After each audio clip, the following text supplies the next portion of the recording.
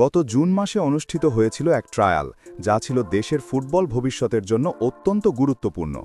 সেই ট্রায়ালে চোখ ধাঁধানো পারফরম্যান্স দেখিয়েছিলেন একজন তরুণ, যার নাম বিতোষক চাকমা।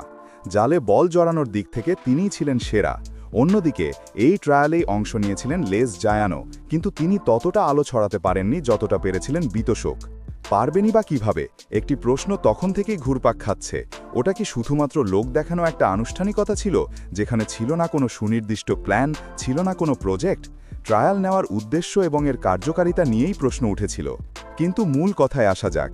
জুনের ট্রায়ালে হুট করে আমেরিকা থেকে এসে বিতোষক যে পারফরম্যান্স দেখালেন, তারপর তার কোয়ালিটি নিয়ে আর কোনো সংশয় ছিল না। তিনি প্রমাণ করে দিয়েছিলেন জাতীয় দলের জার্সির জন্য তিনি যোগ্য। অথচ দুর্ভাগ্যজনক হলেও সত্য, শেষ পর্যন্ত এই ফুটবলারকে কোনো বয়সভিত্তিক দলেই ডাকা হলো না। বিতোষকের বাবা আমাদের জানিয়েছিলেন, ভালো খবরের আশায় তিনি অনেক দিন বাংলাদেশে অবস্থান করেন, কিন্তু শেষমেশ হতাশ হয়েই তাকে ফিরে যেতে হয় আমেরিকায়। দেশের জার্সি গায়ে জড়ানোর স্বপ্ন নিয়ে নিজের পকেটের এতগুলো টাকা খরচ করে আসা এই ছেলেগুলো কি পেল? তাদের ট্রায়াল কেন নেওয়া হয়েছিল? তাদের পারফরম্যান্স কিভাবে মূল্যায়ন করা হয়েছিল? এই প্রশ্নগুলো আমরা তখনও তুলেছিলাম, এখনও বলছি। এর জবাব কে দেবে? গতকাল জায়ান যে দুর্দান্ত পারফরম্যান্স দেখিয়েছেন, তা দেখে এই বিতোষককে আরও বেশি মিস করছি। এই ছেলেটা যদি অনূর্ধ্ব 23 দলে সুযোগ পেত, তাহলে হয়তো জায়ানের সাথে সেও নিজেকে প্রমাণ করে জাতীয় দলে আসতে পারত, আর আমরা পেতাম আরও একটি রত্ন।